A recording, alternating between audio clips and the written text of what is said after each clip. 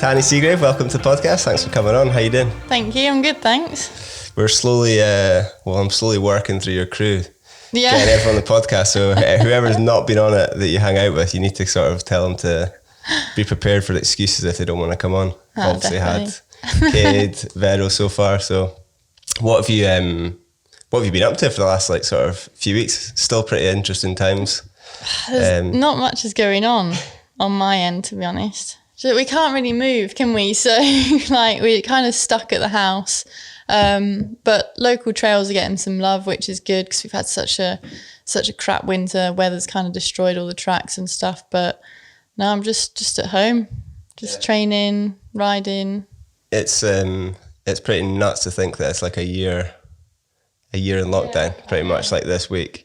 How do you find it sort of trying to prepare for a season when you don't actually know when it's going to start? It's hard. It's so hard because luckily last year, I say luckily, but I was injured. So that only recently have I actually felt good about it. Have I actually recovered from it? So I've been quite focused on getting that done. And I feel like if I didn't have that, it would have just dragged on massively. So I have kind of had a goal and where I want to be and stuff. Yeah, and the races are almost like last year, the races were almost irrelevant to that. Yeah, until the end of the year. The races were a bonus for me, and I was almost lucky that they were pushed back and I could get to race, because if not, it would have been such a tight squeeze and I don't think I would have been ready for it. So yeah, the fact that I had that goal, and only till recently, I'm still working on it. So yeah, it's kind of been quite nice to have something. I think I would have just gone mental if I was just waiting for races to come around. So to give people, and people who are listening, obviously loads of people who listen to this will be familiar with who you are and stuff, but what's your sort of setup? We're here in Wales. Mm-hmm. We've become pretty much like neighbours, even though we've probably been staying 10 miles apart or whatever it is, but that's kind of neighbours when you come to the countryside. What's to give people a kind of idea of what your sort of setup, where you live, what you have on your sort of doorstep? Well, I still live with mum and dad.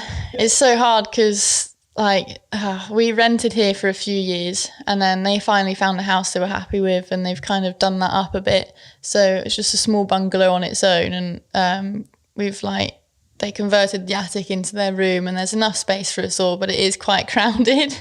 But we've got the HQ goes, everything is in the spot. So, and luckily we've got a little field that is rented to us by our neighbours, and they've let us build some jumps in there. Obviously with the weather, it hasn't really permitted us to build what we want to build at the minute, so that's not finished. But we had trails on our doorsteps, but as I mentioned to you earlier, they cut down all the trees, so they're gone. But we don't it's not far to here, so no, we've got it all really. And Revs is 10 minutes away, so we have got it all there. But yeah, because it's so dialed, I've been looking for houses and I'm so picky. I feel so bad because I just can't choose somewhere because I've been so spoiled with what we have now. I said to mum, I was like, what age is acceptable to stay here? I think it kind of happens I guess everyone's just different, but I think in the sort of racing world or anything that requires a lot of travel, I think it's only natural, especially if there's a good setup for the sort of typical age to maybe move out if your parents is probably a bit later. Yeah, I hope so. Just trying to make you feel better. So it's basically what you're looking for. Are you looking for a house nearby essentially, so you can kind of have the best of both? I want to be super close to mum and dad, and obviously Chaos. There's no way I could rent a room to Chaos. That's just not happening. But yeah, I want to be close to everything, but not too far away.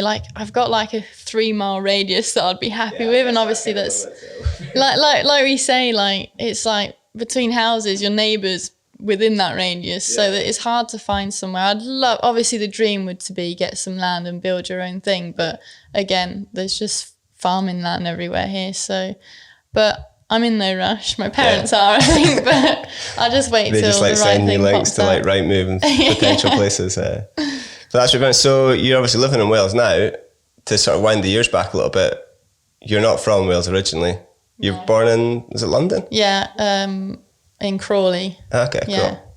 And then so how did that work? You were born in London and then you moved to France afterwards, and so that's how you found mountain biking, I guess. Yeah, I have an older brother, and he was probably, I can't even remember what age, going into his teens, And mum and dad both grew up in Croydon, well, in and around London. So they kind of knew that it wasn't the best upbringing for us. Just, there was a lot of trouble going on. Yeah. And I think my older brother was kind of starting to get to that age where they were slightly worried. So they just wanted a better upbringing for us. But I think they went on holiday in Leger and just fell in love, and they wanted a fresh start. I think they wanted something completely different, and they love a good challenge. So I think they just found this old mill in like a couple of villages down from Morzine that would need renovating completely. So they just, I don't know, they just went, fuck it. And, and what sort of age were you at that point then? I would have been like 7, I think. Okay. Yeah, going on 8. So still old enough to kind of remember it and probably not want to go. Well, I can't remember being sad about it. Okay. Like, I can't remember being sad. I can remember leaving and but I can't remember being upset. Like, who would be upset to move to Yeah, no, I was just more France? thinking of like young kid like in school or something. Maybe like, even though it worked out, like maybe not be into it. But. Well, my older brother ended up moving back because he found it really difficult to integrate into a school, obviously, that had a different language and stuff. So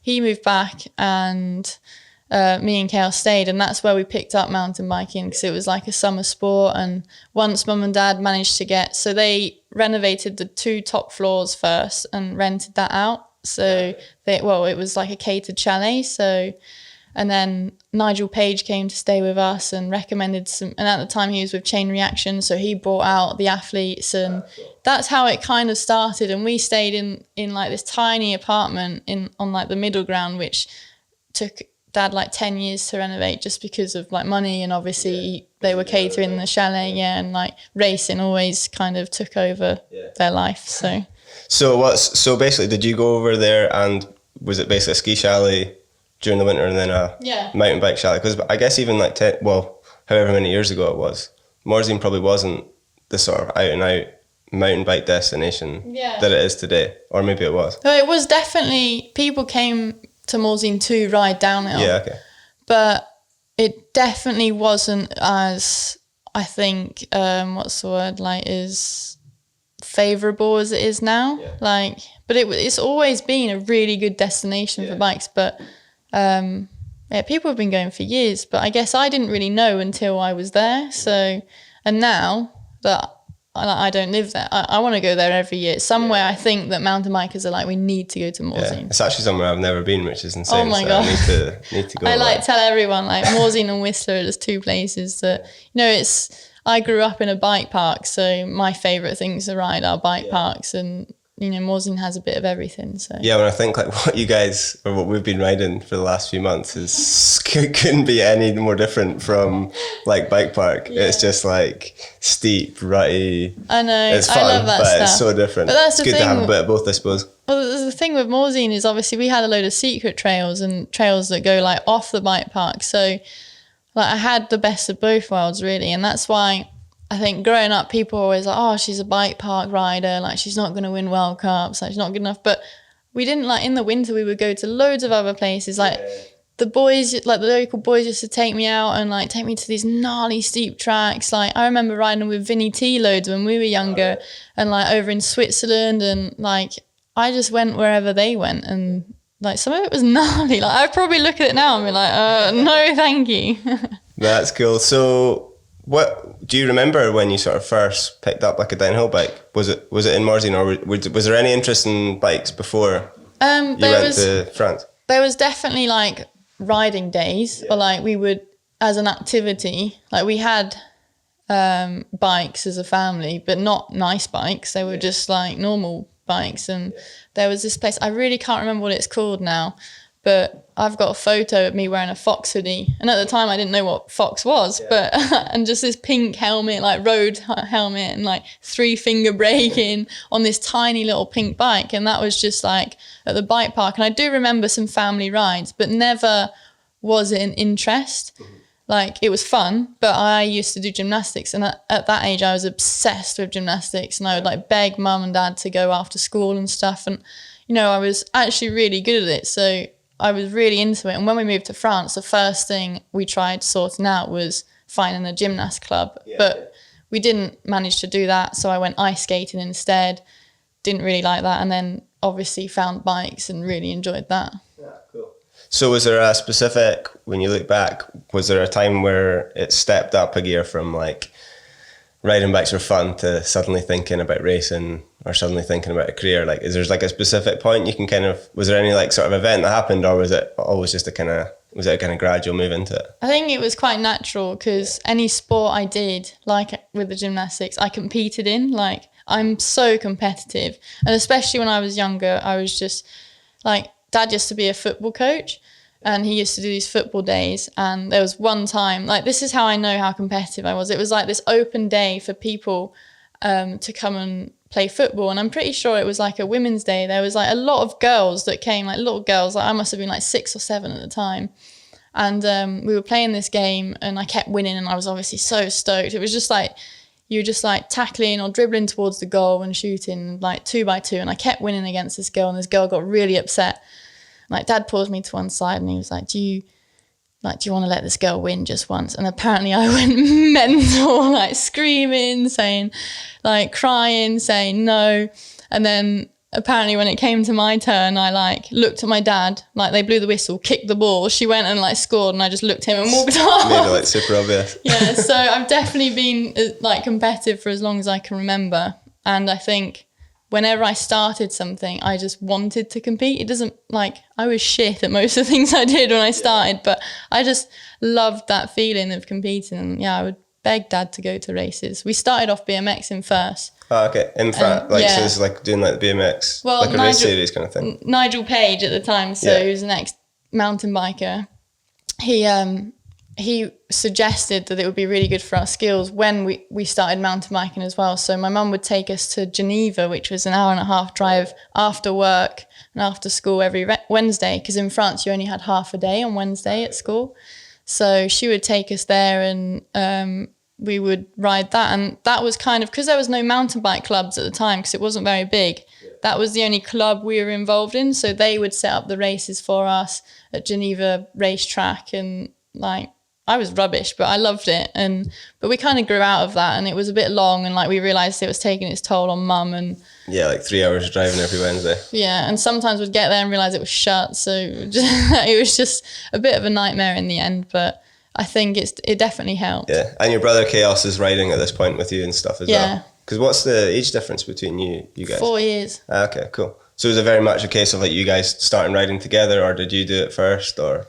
No, we just started together for as long as I can remember. Yeah, we used to drag him around. So funny, because like it used to be a chore to take Chaos riding, and I feel like he feels like that now with me. But yeah, it used to be like, I was like, oh yeah, Dad would be like, take Chaos out riding, and obviously he was so slow at the time. I'd be like, come on, and like force him to do stuff. And then there was a time where we were like on par, and those were like the best days. We could go out riding all day. Like some of my most memorable, most fun days are riding plenty in the wet with Chaos. It's just so much fun. And then you just got really good all of a sudden. No, I don't like going running. I guess there's like I suppose like when you're like 14 or whatever and he's like 10, that's like quite a significant age gap. But then when suddenly, as you get older, that age gap becomes less and less relevant, I suppose. Yeah, and everyone thinks like we're twins or Chaos is older than me and stuff, but I don't know why. It's the ginger beard, I think.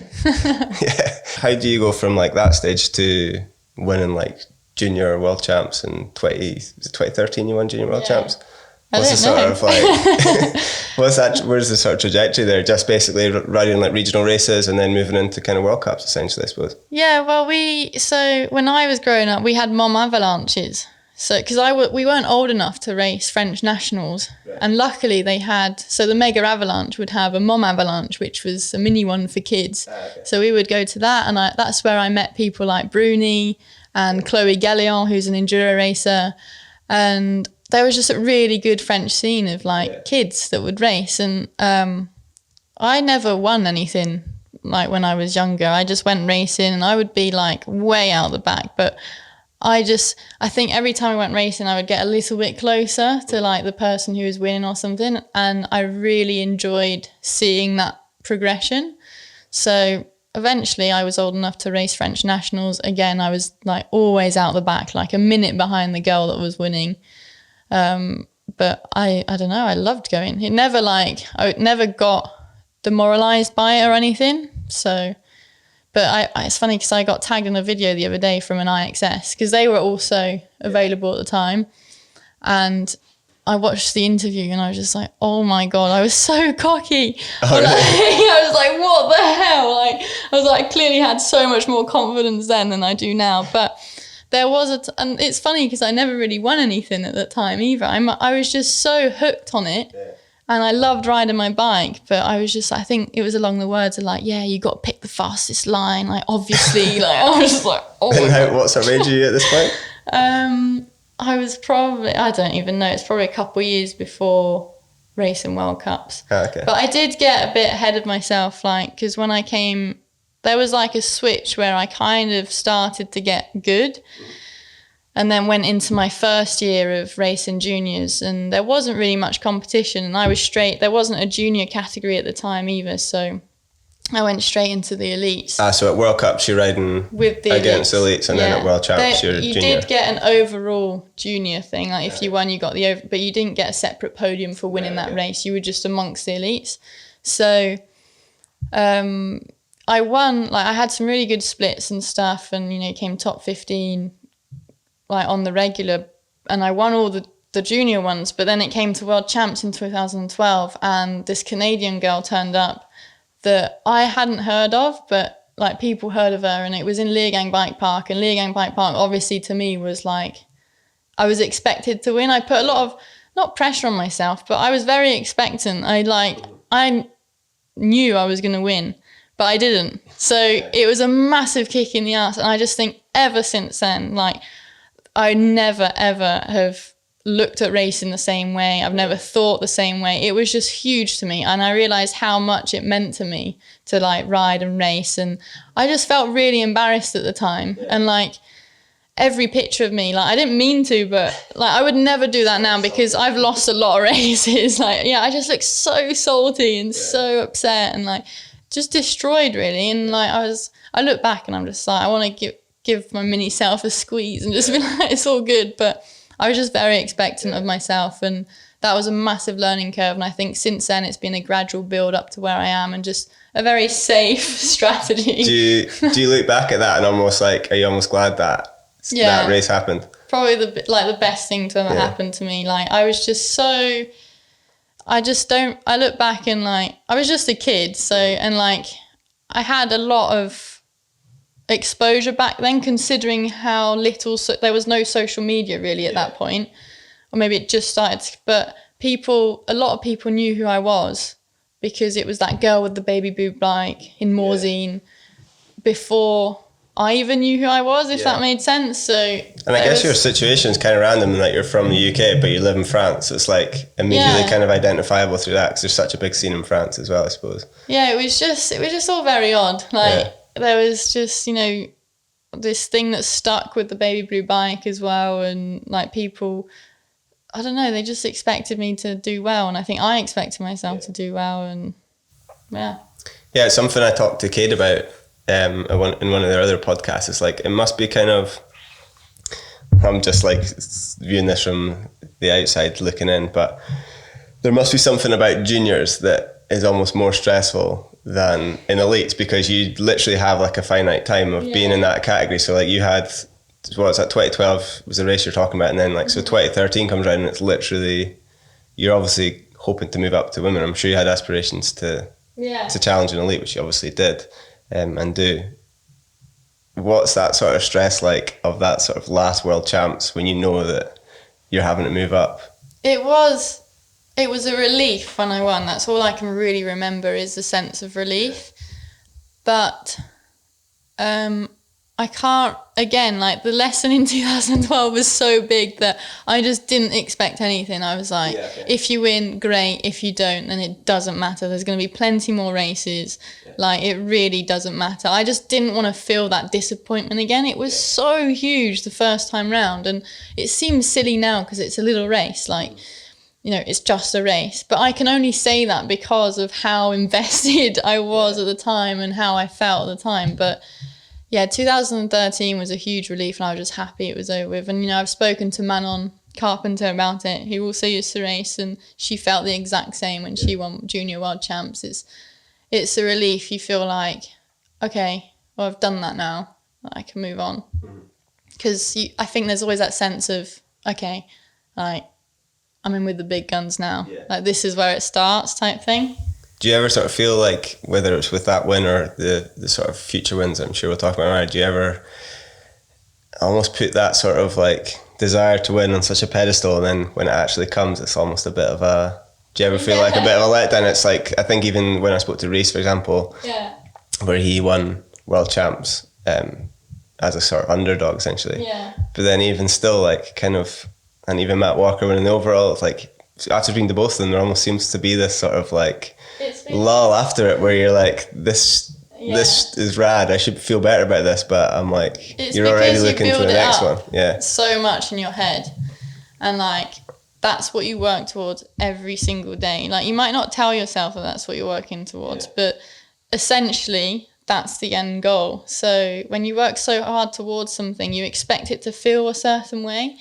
And like, don't get me wrong, I love to win, like, but the process is so much more enjoyable than like, winning is like, it's just a satisfaction, like, but it doesn't last very long. You're like, because there's a new race, there's another race where anyone could win. It doesn't last long. You're like, well, I've got this, but there's another opportunity to be had. So that's why I feel like losing as well, like not winning, isn't actually that bad, because you've always got another race around the corner.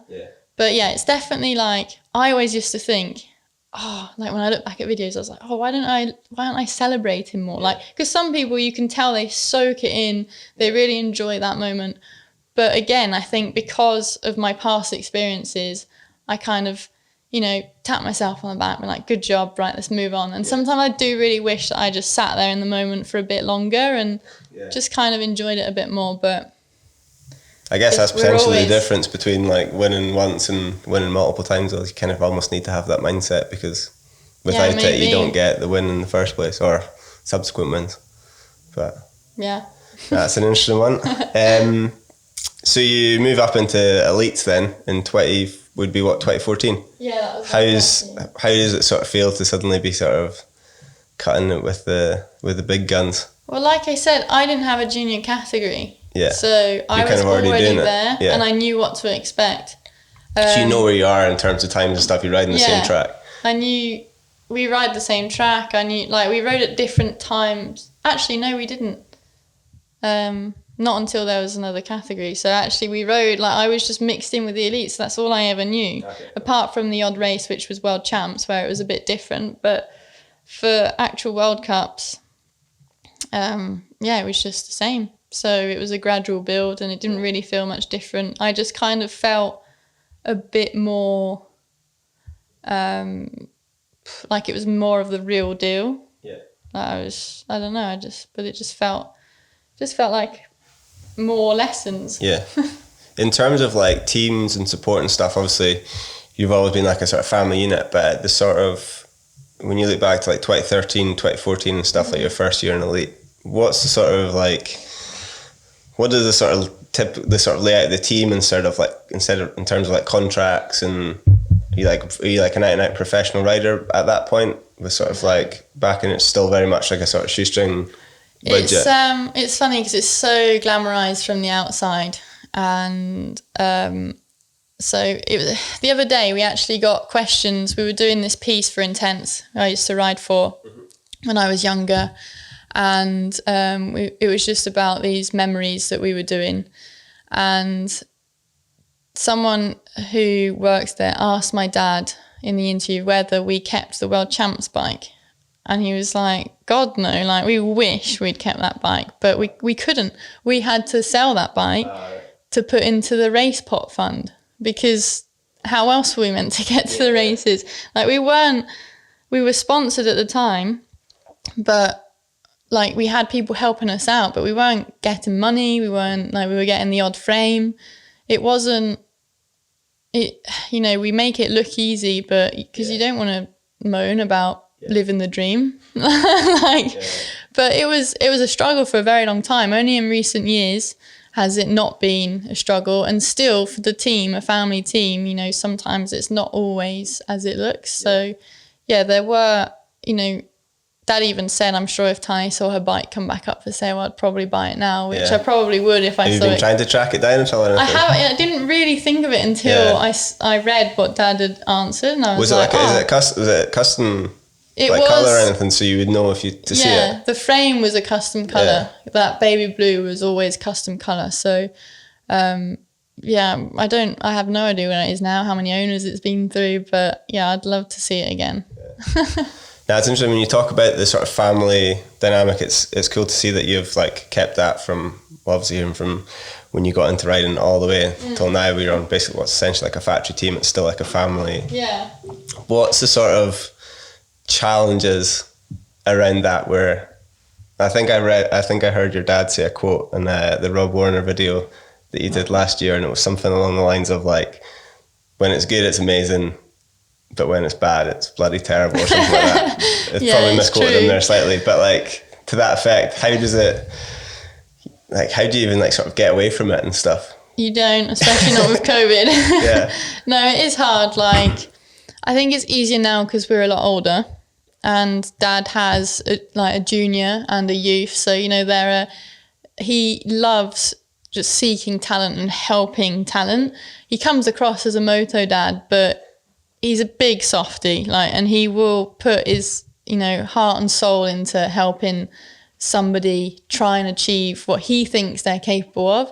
But obviously he gets so invested, and you can imagine what it's like when it's his own kids. Yeah. And he found it extremely hard for a long time, purely because you can't go to sponsors and be like, oh, here's my daughter, like, please sponsor her. Like, it was hard enough being a girl, but let alone your dad trying to get you sponsors. Like, it just doesn't. So he's always been on the fence a little bit with stuff like that. And I think that's what not held us back in a way for a long time, but, you know, getting contracts and stuff was difficult because Dad hated being like, here's my daughter, look how great she is. Here's my son, look how great he is. So he would almost play us down a lot. Yeah, okay. But I feel like we've proved ourselves to a certain point now. You know, I do a lot of the stuff on my own now. I have all my personal sponsors, which again wouldn't be possible if I wasn't on this team. Yeah. So the setup has been amazing, and to watch the team grow into, like you say, a factory team. It's mad because we don't see it as a factory team. We just see it as our family team, you know, and the other, like the crew members they're all family. Like, it's just weird though, and people are like almost ask for a ride or something. Like, it's just really odd because we're like, really? You're interested in us? Like, how cool. That's cool. Yeah. So do you think your sort of FMD racing will continue, and not get ahead of yourself, because you're obviously yourself and Chaos and the rest guys, you're still a pretty young team. Mm-hmm. Do you think FMD will continue beyond yours and Chaos's riding careers? I really hope so. Yeah. I really, really hope so. You know, it's not very often that a team has been led by a female, so that's pretty cool.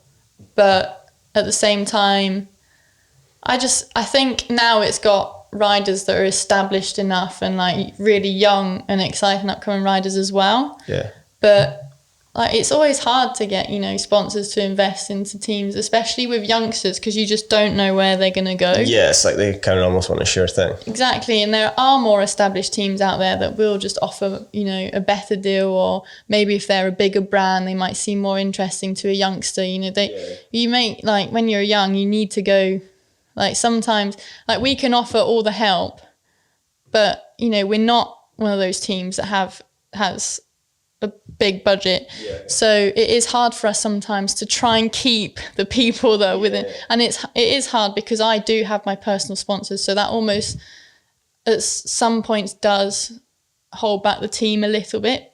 So it has been hard, but I think it's going in the right direction. And obviously Dad finally got a team lorry, which has been the dream, because we were in our camper van for like 10 years. Which I think for people listening, they should definitely go and check out. There's a video of you guys building it, isn't it? Yeah. It's an absolute beast. It's still tiny in comparison though. We were so happy about it. Turned up to the first World Cup, pulled up next to Specialized. Oh, really?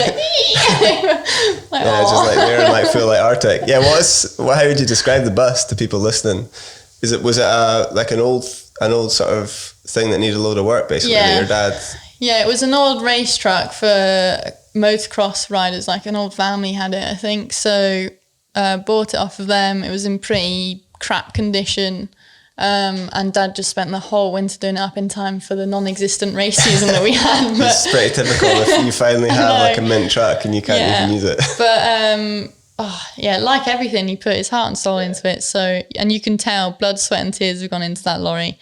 But it is just, he's done everything exactly how we need it. And it's so cool because we would be on the circuit, and obviously in October it was pretty fucking cold in like Leogang and stuff. Testing the insulation that he's put in. Yeah, so but we had the heater, and we had like a shoe dryer, and we had like all this fancy stuff, which was quite funny because I've heard other teams be like, oh, we need this, we need that. And it's cool that it came from this little camper van. Yeah. But Dad, he's a perfectionist, so he does look into stuff like that, and he's got a moany daughter, so always on his case. Yeah. So what was your sort of pit setup looking like before that?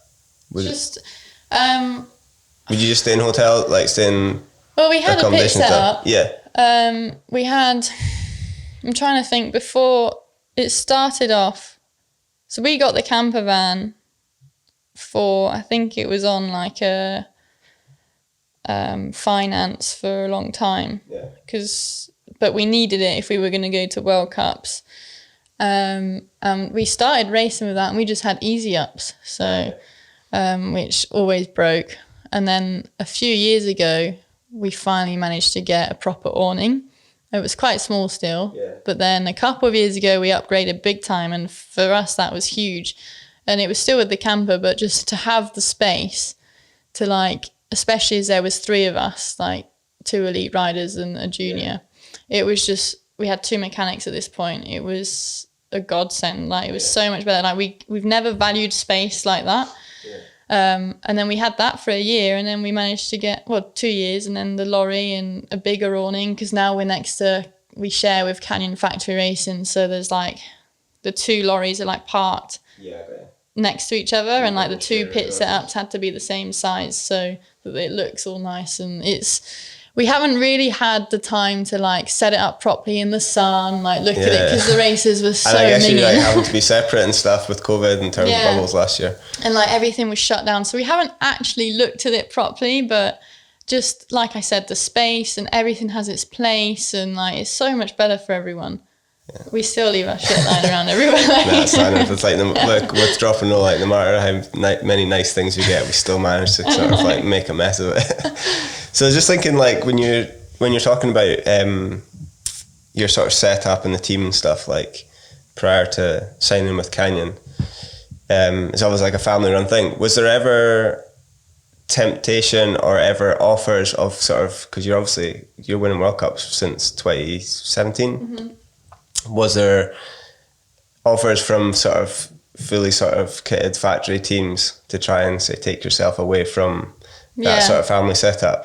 Yeah, I have had like good offers from most of the teams on the World Cup circuit, and like I know everyone on the circuit, and like everyone's really nice. But the moment it was more interesting when I was younger and didn't really appreciate or understand why Dad was doing what he did. And like if I got into an argument with Dad, I was like, oh, I'm going to leave and sign for this person. But like I say, I have so many good relationships, and I don't think there's a single person, maybe other than Brendan, that has a similar setup to what I have. I have personal sponsors. I get to wear what I want. I get to choose who I work with. It's very personal, and all that would be taken away if I signed for a team. I'm under one umbrella, and that comes with like you get paid to represent all those brands, and you don't have any personal relationships.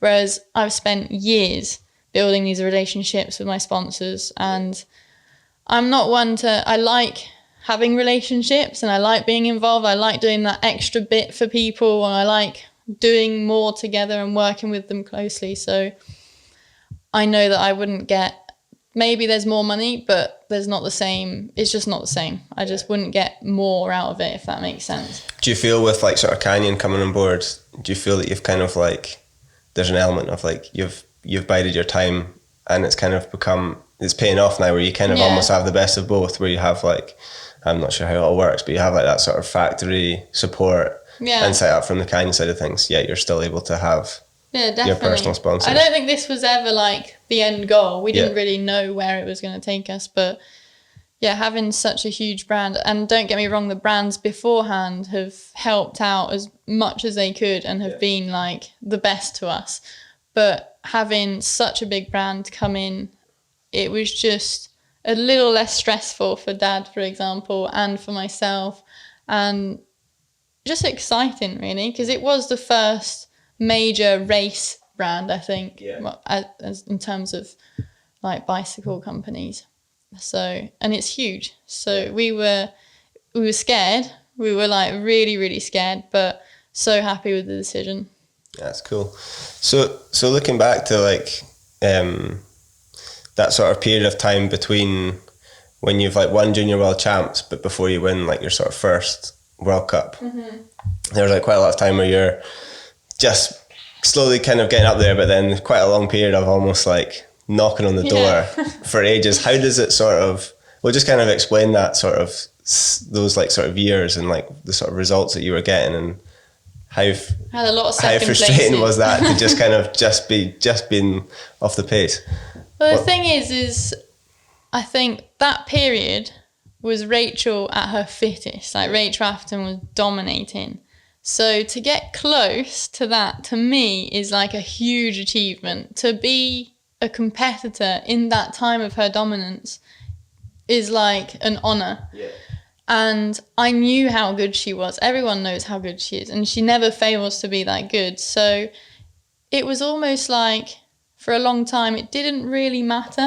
Like, second was best. Second was good. Yeah, it was like, oh, that's, that's the best. Because she was in a league of her own. But then it kind of, there was a slight shift, because obviously I looked up to Rachel and she's been my hero growing up and going through World Cups, and she's helped me a lot. But there was a slight shift where I almost had to allow myself to win, if that made sense. Like I was used to, qualify first here and there, come second again, like happy with that, yeah, cool. But there was a time where I thought, this is never going to happen. Like, I'm never going to win. And I remember sitting down in Leogang with Manon.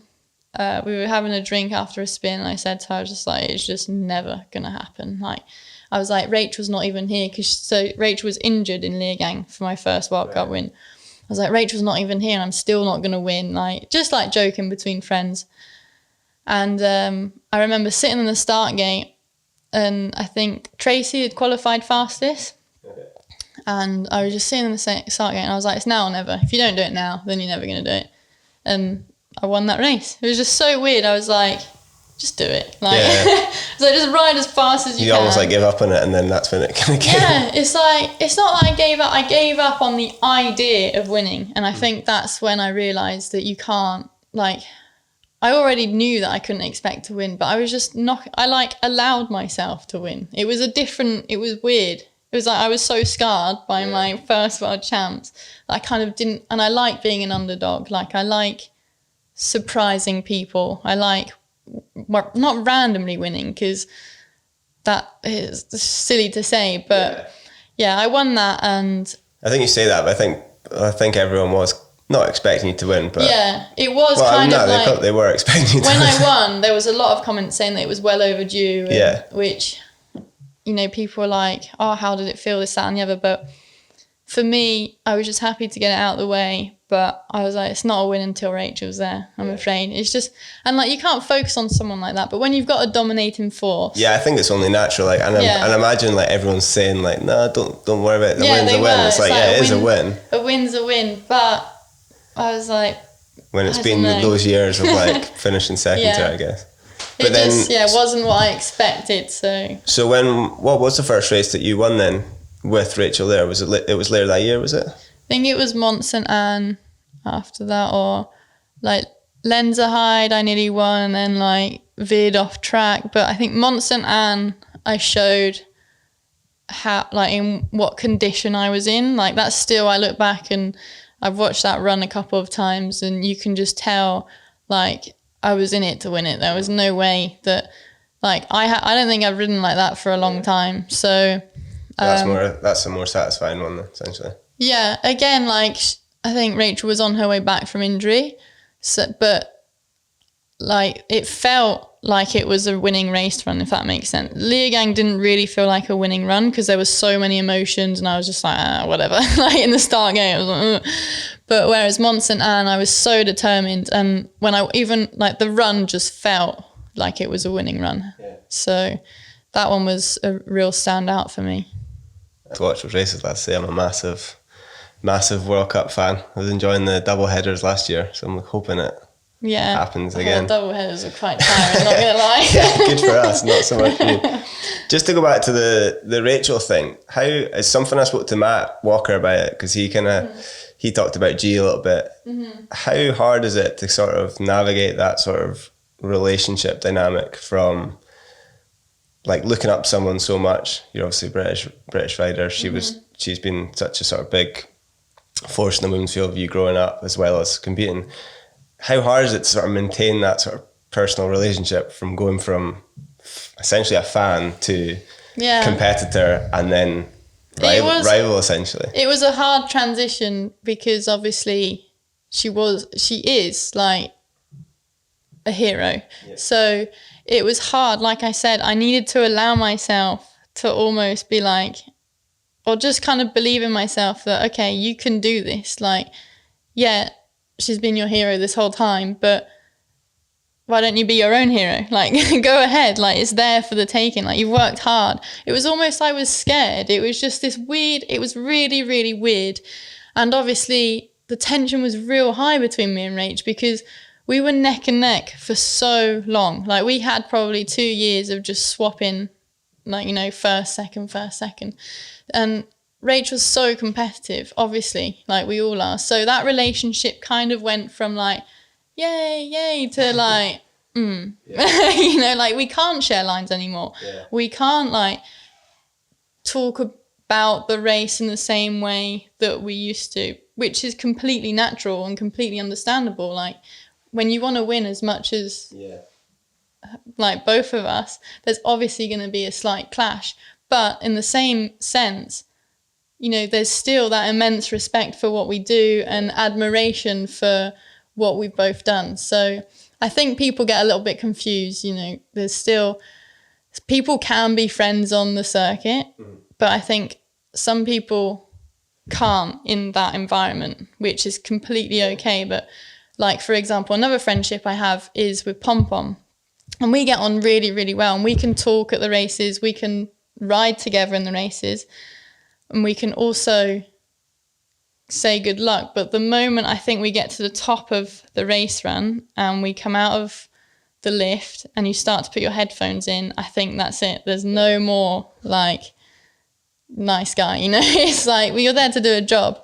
At the end of the race, it's all good, everyone's happy. It doesn't matter whether you come first, 10th, whatever, everyone's done the best they can, in my eyes anyway. But yeah, there's a certain point where you've got to switch on. Yeah, I suppose it must be kind of hard, whereas a lot of what you have in common with, say, someone like Rachel would, like, I imagine a big part of your relationship was, like, chatting at races. So you suddenly, like, take that out, you maybe just, like, you don't get to see don't get to see or speak to each other. Yeah, and it just depends when someone switches on, I guess. Like, I'm very, like, last minute, when I'm in the start gate, I switch on. Like, before that, I just can't. It's just not in me. And I almost get that nervous, talkative vibe, and people must hate it. And I don't blame them. Like, oh, like, some people don't want to hear that shit before they drop in. Like, shut up. Like, they don't want to hear their competitor, like, chatting about, like, what they bought in H&M last week or whatever. So I can completely understand that. And, you know, someone like Rach will switch on the moment she gets to a race. And you've just got to understand and respect that. Like, every competitor's different. Do you guys ever have to share gondolas on the way up to your race runs? Or are you usually in, like, separate one? Can you imagine some nice, like, awkward silence? Not the race run. I don't share a gondola. You just be by yourself? Yeah, or, like, with fans, or it depends where we are. Sometimes I'm way too nervous and I have to like ask to just have the gondola by myself. But it's so weird. So in Fort William, when I tore my AC joint, I was in the lift with Rach, and Rachel said, it's like in all the years that I raced Fort William and been here, I've never seen the track in this condition. Yeah. And I said to her, I was like, but it always rains here, like surely it's the same. She was like, no, there's massive holes everywhere. Like we were just talking about the condition of the track. Kind of got off, we were like, yeah, see you in a bit, whatever. And then like first run, like fourth corner, I went down and like tore my shoulder apart. And the first thing I thought was, God damn it, like should have listened. I was like, no. It's like the curse. Yeah. So that was so that's your 2019 crash at Fort William essentially then. What sort of, like run us through in a little bit of detail, like what that, like you don't need to, you maybe don't want to talk about it, but like what happened essentially? No, it's just, it was taped a little, I'm not blaming it on the tape, but I had the number 1 plate for the first time in my career despite... You've won the World Cup the weekend before or something. Yeah, like I won Maribor, the opening round, which was a first for me, which was unreal, because I think the opening round is always something you kind of want to win because you want to come in and make your mark. So that was cool. And I won 6 World Cups the 2 years prior. So yeah, I was probably at that point the favourite, and I got the number 1 plate for the first time, which was insane. I was like, I've like dreamt about this moment for my whole life. And yeah, did like 4 corners with number 1 plate, and like the weather was hideous. It was so bad. It was so windy, so wet, so cold. And there was this like, there's a double rock drop thing, and like I wasn't going particularly fast, but I wasn't going slow either. I warmed up well. I did everything properly. But on track walks the day before, I was walking with the boys, and I said to them, I was like, oh, I'm always such like a scaredy cat going off of this drop. Like for some reason I just like slam on my brakes and like plop off and like lose a load of time. And I've seen it in like the live feed as well. Like obviously the faster you go, the easier you get through it. And Kilmurray, my trainer, was just like, oh, just go for it. Like, stop being scared. And I remember coming into it and I was just like, just go for it. Don't be scared. And the first one felt mint. And I remember thinking, I think this is it. Because at a split second, I took my mind off of what I was doing. Yeah. And I was like, oh, that's how you're meant to do it. And then as I thought that, went off the second one and just fully got ejected over the bars. And I think it's because I was subconsciously following the tape, and the tape was running a bit wide, and there was a huge hole. Like you go down these few rocks, but I was slightly left and I pushed down, obviously. Okay. And I just remember pushing and just like, just then like there being nothing.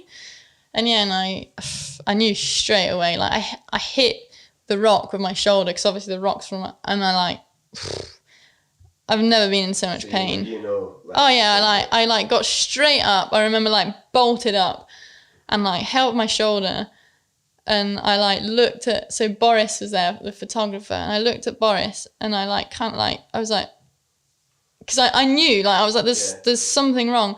And his facial expression, then I was like supposed to hide it. Then I was 1,000,000% sure of what I'd done, because he was just like, oh fuck. I was like, oh no. I was like, no Boris. I was like, don't do that. And then like the pain kicked in, and yeah, it was so painful. It was so cold. And then I like had to get off the track, obviously. And I like crawled off the track. And then you know what Fort William's like, the bog. Oh my God. I went from like nice, like cemented track where I'd just crash into like soft, boggy, wet. And I was just sat in there, and I was just like, luckily my trainer was there. So he had an umbrella and he gave me his hat, and like my whole arm just went numb. I was super scared because I've never dislocated a shoulder or done anything like that really. I had a really good stint. So I was really upset. The pain was pretty high. So like I didn't really have time to think about what it meant. Yeah, I was going to say, like, what is running through your mind at that moment? Is it just so intense, the pain? You're just thinking about, my shoulder's fucked, or are you already sort of like? It was more like you're not looking. It was weird. I never look too far ahead with things, I don't think. So all I could think was, I need to get off this hill. But I ended up staying there for 3 hours because other people had crashed, like more serious injuries. They needed to get them off, which obviously it's understandable, but at the time I was just like, fuck. Get me off this hill. Yeah, I was just like, oh my God. And then eventually, so not a nurse came, I can't remember who came along. I was in so much pain. And I was like, oh my God, thank God. And she was like, oh no, sorry, I don't have anything. And I've never wanted to punch someone. Bless her, she only came to help. But when she said she had no drugs, I was just like, oh my God, just leave then. Like, I can't have another person in my face. It was just so fun. I was so sore. But then I got handed some like a little bottle of morphine and stuff. And Cade said when he saw me at the bottom of the track, he thought nothing was wrong because I was all like happy and like, your arms hanging off. Yeah, off trying.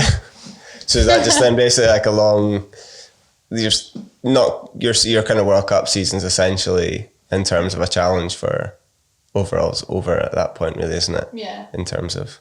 Well, I knew like, the funny thing was I knew that at that point, there was no point in like dwelling over when I was going to come back because it had been done, finished. And I think I had some sort of satisfaction in knowing that I'd won the first World Cup. So, and like I said, had such a good stint beforehand, like 7 years of niggling injuries, but nothing surgery worth. So, yeah, it was. But at the hospital, they were like, oh yeah, like it's fine, like there's nothing really wrong, which I don't blame them, but they don't realise like what we do or who we are. And so I went to... I sometimes think at the hospital at Fort William must get such a shock that weekend where it's you probably like see it all the time. Super chill, and then like suddenly like I don't know, probably at least 10 mountain bikers I'd imagine go through the doors there on the World Cup weekend. But I guess it must happen at all the other World Cups. Yeah, but no, that ended up in surgery and took about 12 weeks in the end. 12 weeks, and you came back for World Champs. Yeah. So with 2020, how was, you then had another injury in 2020? How did that happen? Sorry to be going on about all your injuries. No, probably like the it's last okay. thing you want It's to talk been about. my life I just know for 2 people years. are like so always interested to hear this shit. It is mad because like I had 2 of the best years performance-wise of my life, and then did my shoulder, came back, proved that I could come back and still be up there because I got, I'd been riding, I'd probably done 20 runs total on my downhill bike, got a silver medal. So that for me was a huge thing. You're not annoyed you didn't win it, so that's a pretty massive. Well, Pom Pom won, and she'd come back from an injury as well, and hers was a very long recovery, and we had been riding together for a while, and I think we bonded like a lot, and it's like shared experience. Yeah, and we rode together all week at Worlds, and she won, and I wasn't bothered. I was really, really happy for her. Like, she deserved it more than anyone, so I was just happy that I proved to myself. You know, I was only a second or something off, so to me, I was like, I'll take that. Yeah. But finished that season pretty well, considering like the last World Cup, I had a few top splits, like, so I knew that I was fastest somewhere. I just needed to kind of be put together again, and then trained really hard that off season and felt mint, probably like results wise, numbers and stuff in the gym, the best ever. And I was having way more fun on my bike, doing way more things, and then went to the trails, so dirt jumps, which I'd only picked up in the past couple of years, but really enjoyed it because, again, that progression that I was seeing was just, I get addicted to like progress. And I loved going to dirt jumps. We went to Kidderminster dirt jumps, which is like an hour and a bit away from us, so the really cool dirt jumps. And I was doing a T-bog, Vero was filming me, and I was like, I could probably hold it for a bit longer. Quite a small jump. So I went back up and held it for a bit longer and like just straight into the ground. But like I realised I held it for too long. So I went to put my bars back, missed the bar. I was like, I remember thinking, because it's a step up, you're not like high off the ground. Like I was on the ground. So I put my foot out. Yeah. That's all I did was put my foot out. And like for some weird reason, my foot just stayed in the ground and my whole body just went forward. And like, again, I knew instantly this time the injury it's so weird. Like the crash was way tamer, like 1,000,000 times tamer, but the injury was 1,000,000 times worse. Like, yeah, I just knew. I like grabbed my foot and I was just like, Vero was almost laughing at the crash, which was fair enough. Because it looked chill. Yeah, it's like, I would have laughed if it was. And then I like looked at her and I was like, you're going to need to look at my foot. Like, I'm not looking at my foot. And she was like, why? I was like, you need to look at my foot. I think I've broken my foot. and she was like, and I was like looking the other way. I let go of my foot, and I could tell because it was no longer attached. Yeah. So as soon as I let go, it kind of just folded, and all I heard was Vera go, Cade! I looked, I was like, it's pretty okay, it's like, you talk about Boris, the first one, and then it's like... I was like, these reactions are terrible. And I looked, I was like, it's fuck then, and she was like, I was just like, oh man. Well, good friends tell you how it is. There's no point in lying about it. All the boys came over, because they were on a trick jump. Me and Vera usually do our own little things, and they were all trying 360s and stuff, and... Session's over, boys. They run over, and like... Chaos comes over. Chaos is like, oh, what's she done now? Like, why is she moaning? Why is she overreacting? Looks at my phone and goes, oh my God, oh my God, oh my God. And I'm like, wow, thanks, Chaos. And then they were after, I was like, right, because it started raining. I was like, can you pick me up and put me under the shelter? And they go to pick me up, and he fucking grabs my foot. Oh my and God. Walks on. I'm like, Chaos! And he gets annoyed that I'm annoyed at him. And I was just I love the brother and sister thing, like, doesn't even, like... He was just like, he almost dropped me, like, fine, I'm not going to help you then. Horrific injury. It was too funny, but yeah, it took them a while to get to me. Foot was out for like 5 hours. I didn't realise the extent of the injury. So was it dislocation, essentially? Yeah, so dislocation, full tear and good ligaments and broken legs, so... Which was mad. Like, the crash was tiny. Yeah. And then I got It's funny how that happens, though, isn't it? Like, sometimes It's you always like, do yourself up to do, like, a big drop or whatever, and I don't even if you do crash that, you still might get away with, like, a... roll. Yeah, where it's, like, just the most annoying thing, like a scooter or something. But. No, it was... but this one, weirdly pain-free, but they said, because at that point you've snapped everything, there's no, like, nerves going... Yeah, okay. So the shoulder, because... It was, because it was an AC joint tear, but not a full tear. It's super painful, whereas the ankle was just like gone. So the only thing, obviously, I just felt sick, like really, really sick. So it's like everyone else by the sounds of it. When you have like two injuries like that, like quite quick after each other, especially just after you come back, is there ever like a time where you're just like, fuck this? Or is it never even enter your mind? Yeah, this time round was different. When I did it, I was just like, and I think Vero could tell like what I was thinking of. And like, she was like, everyone was like, it's going to be okay. It's going to be okay. And like Cade, they were all like, it's fine. Like, you'll get back. And I was just like, I didn't want to hear it. Like, I know they were just trying to help, but I was like, yeah, like, I know. I just want to get fixed. Like, I just want to get fixed. Like, I don't even care about racing or riding my bike. I was like, I just want to get fixed. I was so over it. I was just like, so typical. Yeah. But then again, I was like, well, maybe I can do a better job at recovering than the first time round. Like, I don't know. There's always stuff to be learned, I guess. Yeah. But like I said, I didn't realise to what extent the injury was. I know it's a pretty common injury and it seems effortless from the outside. And like, it's still tiny in comparison to what other people have gone through. But it was so hard. I was just like, it was so much harder than my shoulder. I think I just expected another like 12 weeks, done. No, 12 weeks was like what I spent in a cast. It was so bad. And that's just the start of it. Yeah. It was interesting you're saying, you're obviously talking about riding jumps and stuff with Vero. There's one thing I talked to Vero about when she was on the podcast, and I watched it back. I kind of wished I asked more about it. Was like, she was kind of talking about how you guys ride with like Cade, Chaos, her brother Leo and stuff. And that one of the things that she got out of, like one of the things that she loved riding with you was like, you kind of can bond over the sort of struggle in terms of like sending stuff compared to the boys. We talked a little bit about like your brother Chaos coming up and like getting really good and stuff like that. So there's like undeniable like differences between men and women in terms of performance and sport. Yeah. Do you think there's something additional to that in terms of the sort of like fearlessness? And do you think it takes more for, say, yourself to pluck up the courage to like, say, like, hit a jump and say like, because it's kind of what Vero alluded to as well. Yeah, like, do you think there's something there? It's obviously hard to tell and everyone's different, but yeah, because obviously I don't know what it feels like to be in a guy's brain, but I think it's relevant. So I still think the boys get scared.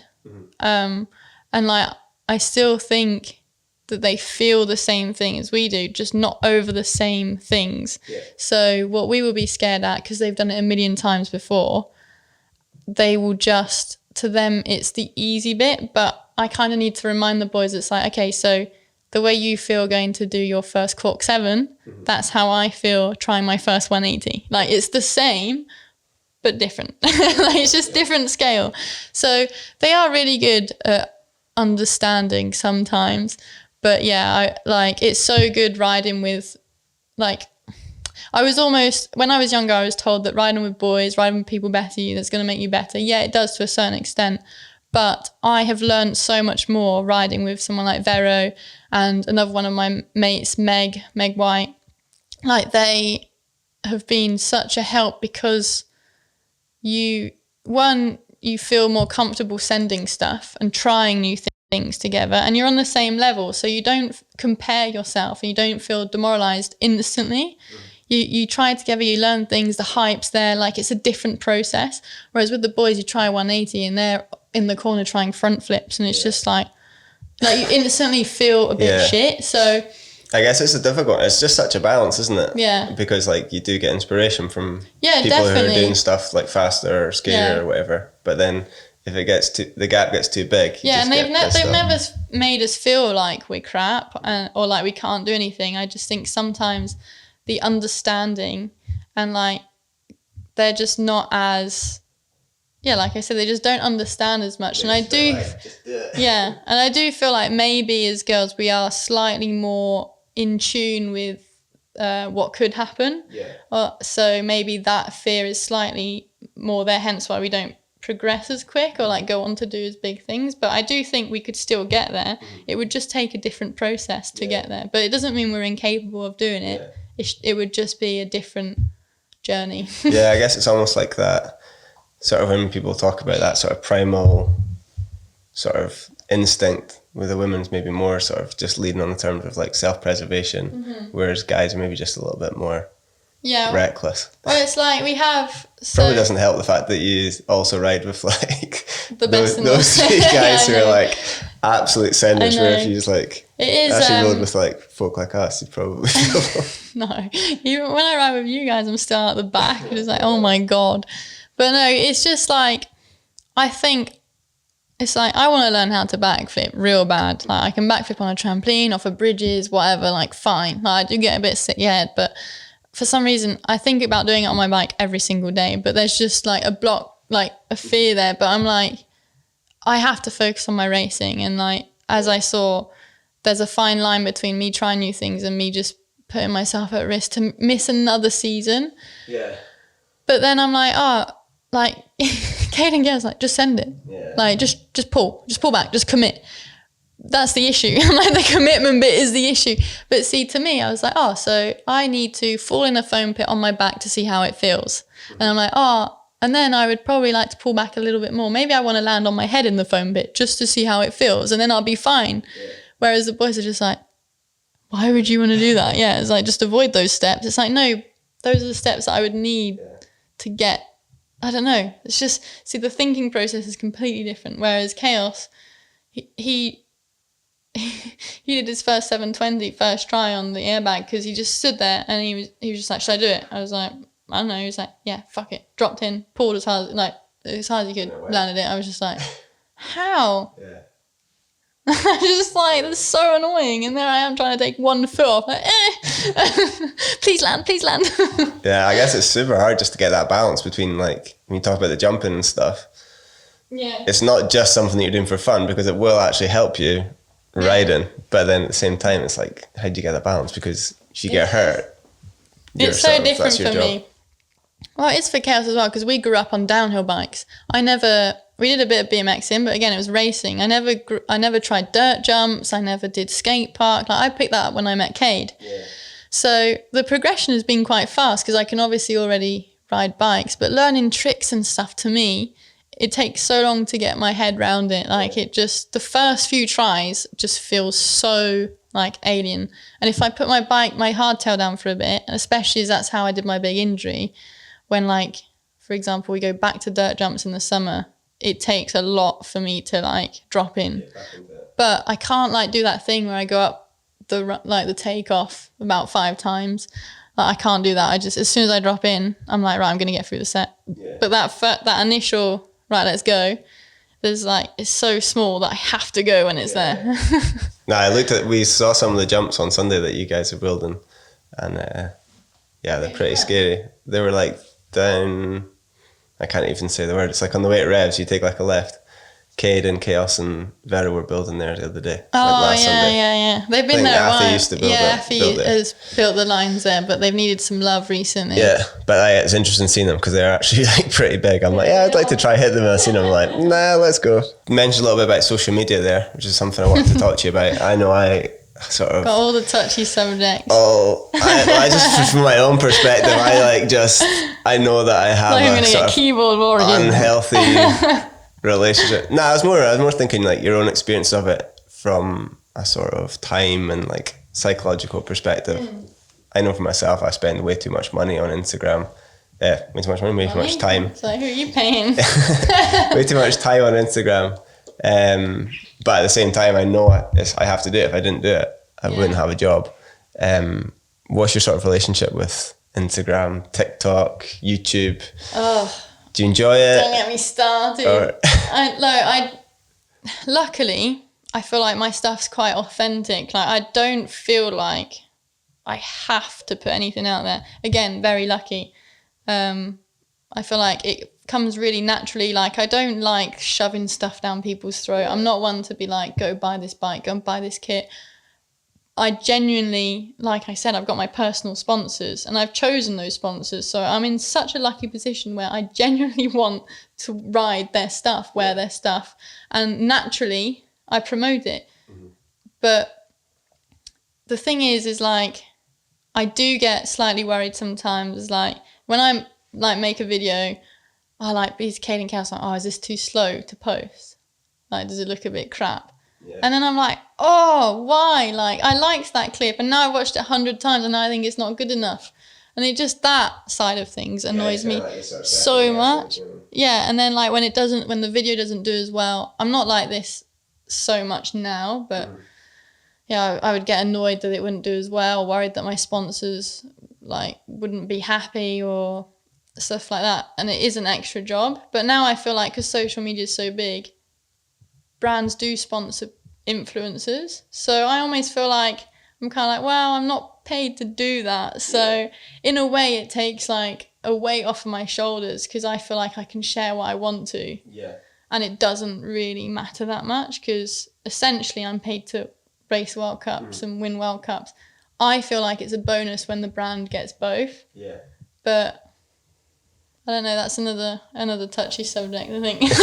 Do you think with 2020, with the sort of lack of racing, that sort of people like yourself and other downhillers have had to sort of make a conscious effort to kind of bring that side of things up so you are kind of giving your sponsors a bit of everything? I think brands now definitely include that side of things. Yeah. So it is hard for some athletes because it's almost art, if that makes sense. And some people aren't into that side of things. So I do find it slightly, it's annoying because I almost feel like people should have different job titles, if that makes sense. Because like essentially with downhill racers who have a good following, people are getting 2 in 1. Yeah. Like, so, and then like the influencers who only do that are living the life. They don't have to go and race. But again, there are the pressures of the media and that, and like fears of not always being interesting maybe. But luckily, that's what's so good about mine is I'm like, well, I know that I can go racing and that's my job and that's where I get pleasure from and that's what I focus on. Yeah. And that's where my brands will be happy with me, is in that environment. So I try not to stress about to just give him like a little bit of bonus on top of the and I think I know what works with people now. Like, I know my custom kits do really well, so they want to see my custom kits. I want to show off my custom kits. So it's all like, it's just very natural and it works well for me. But when I got TikTok recently, and that was like a whole different ball game. Like, there was an army of 12-year-old haters. I was like, oh no, don't hate on me, please. like just share the video. I was like, oh, nearly crying. Like, oh my God, they hate me. TikTok is just a really weird one. It's savage. Yeah. I don't know, like no wonder people or youngsters are like so unhappy because of, I can't look at it. Like, especially if I post a video on TikTok, I try and like reply to people because I want people to feel like I'm not like a snob, or I don't want to be involved or interactive, because I do want to be involved with people that support me. I think that's really cool. But then when I go on there and there's just like hate, I'm just like, obviously it's easier for people to say, oh, just don't look at it. Yeah.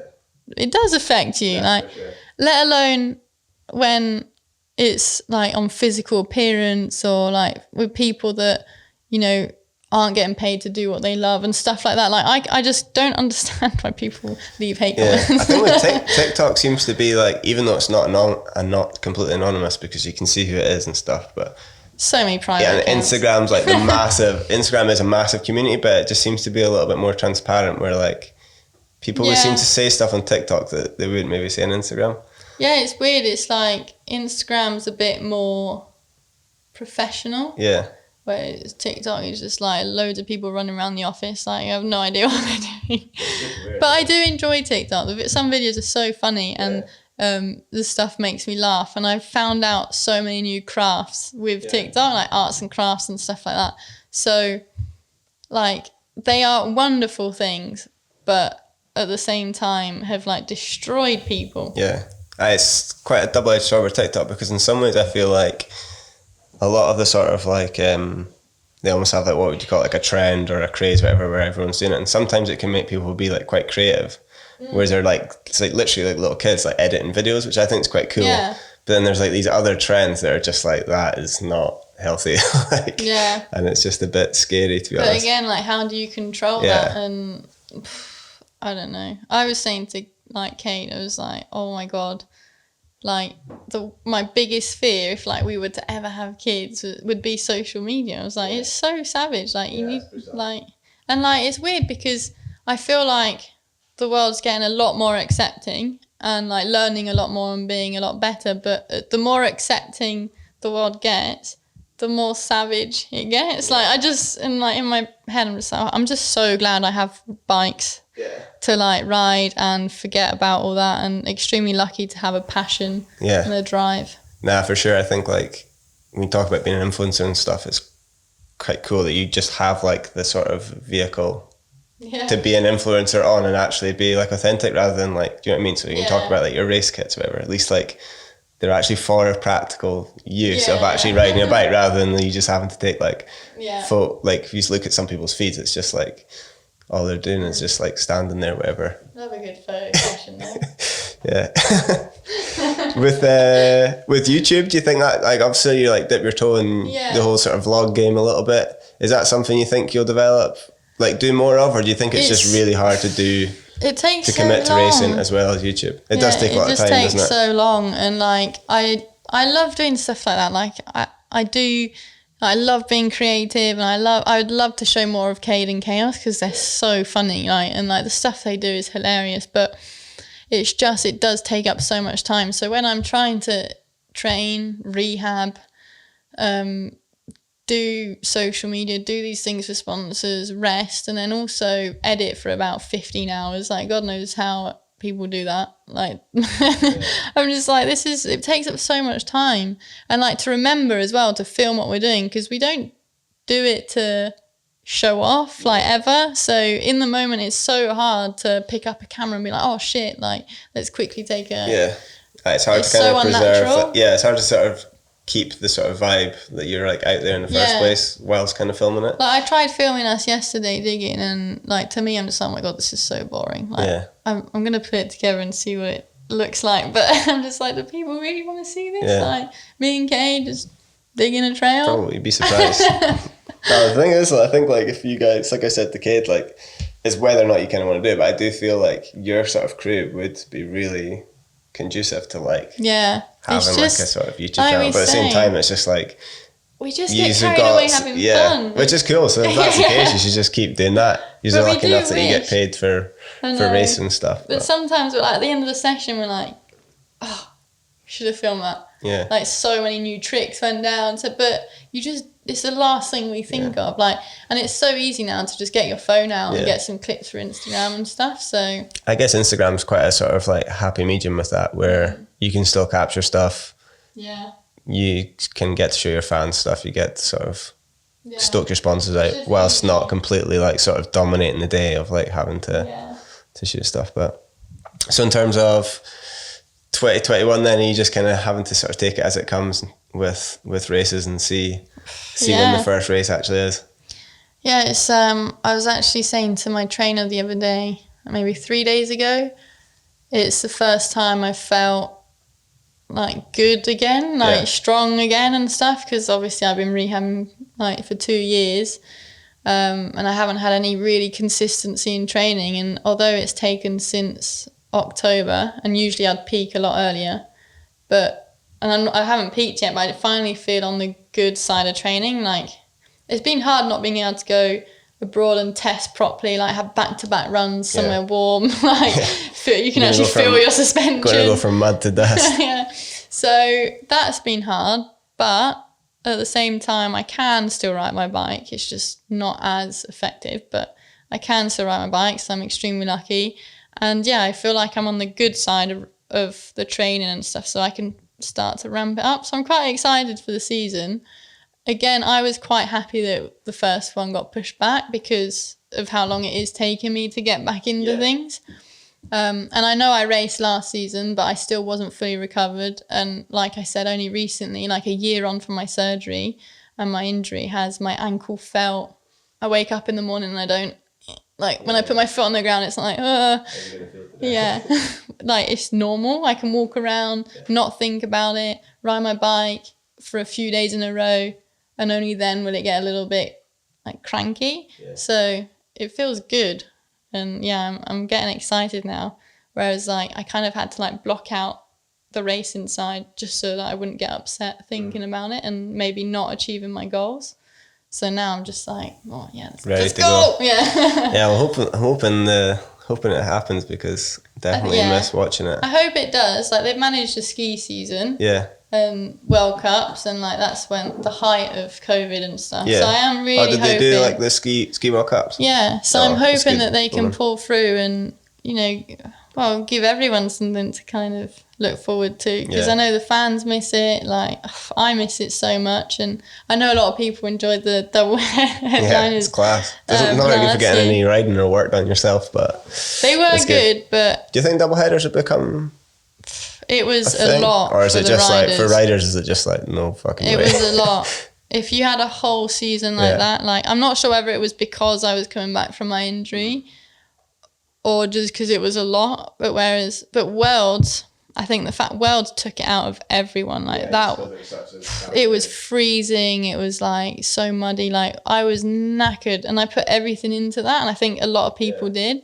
To then straight after go to a double header, it was like, oh my god, I couldn't move. I was like, oh my god. And I'd only done like 6 days straight of riding. I was like, this is not okay. I guess psychologically as well, it's just must be so draining. And I think people don't really think of like qualifying as a race, but in terms of what you guys actually have to do, it is a race, isn't it? I don't think we got points at the double headers at the second round we didn't, but it was just so confusing. Yeah. Nobody knew what was going on, and like I was like, am I racing now? Am I racing like in 2 days' time? And then you had to learn a new track.